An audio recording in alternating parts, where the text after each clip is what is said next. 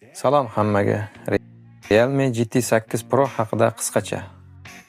Displey 6.79 OLED. Yangilanish tezligi 144 Hz. Hajmi balandligi 161.8 mm, kengligi 76.87 mm, qalinligi 8.2 mm, og'irligi 244 gram. Protsessor Qualcomm Snapdragon 8 Elite Gen 5. Operativniy xotira 12 GB 4 kanalli. Saqlash xotirasi 256 GB. Operatsion tizim Android 16.